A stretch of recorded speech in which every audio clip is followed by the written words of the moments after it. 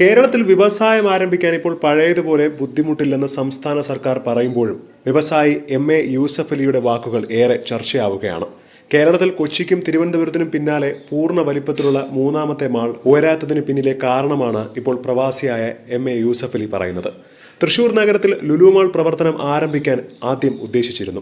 എന്നാൽ ചിലരുടെ അനാവശ്യ ഇടപെടൽ കാരണമാണ് അത് വൈകുന്നത്. 2022 പ്രവർത്തനം ആരംഭിക്കാൻ ഉദ്ദേശിച്ചാണ് തൃശൂരിലെ ലുലു മാൾ പദ്ധതിയുമായി മുന്നോട്ട് പോയത്.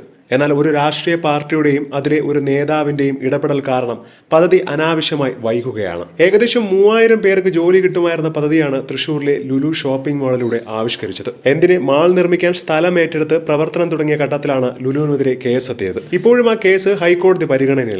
2.5 വർഷമായി ആ കേസ് മുന്നോട്ട് പോവുകയുമാണ്. ഈ രാജ്യത്ത് ബിസിനസ് സംരംഭം മുന്നോട്ട് പോകണമെങ്കിൽ പലതരത്തിലുള്ള പ്രതിസന്ധികളെ അഭിമുഖീകരിക്കേണ്ടി വരുമെന്നും ആ തടസ്സം മാറിയാൽ തൃശൂരിൽ ലുലുവിന്റെ മാൾ പ്രവർത്തനം ആരംഭിക്കുമെന്നും അദ്ദേഹം കൂട്ടിച്ചേർത്തു.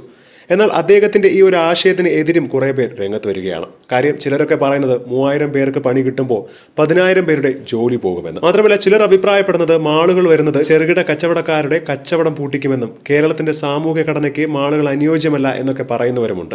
എന്താണ് ഇതിനെക്കുറിച്ചുള്ള നിങ്ങളുടെ അഭിപ്രായമെന്ന് താഴെ രേഖപ്പെടുത്തുക. ഒപ്പം ഈ ചാനൽ മറക്കാതെ സബ്സ്ക്രൈബ് ചെയ്ത് ഈ വീഡിയോ ലൈക്ക് ചെയ്ത് ഷെയർ ചെയ്യുക.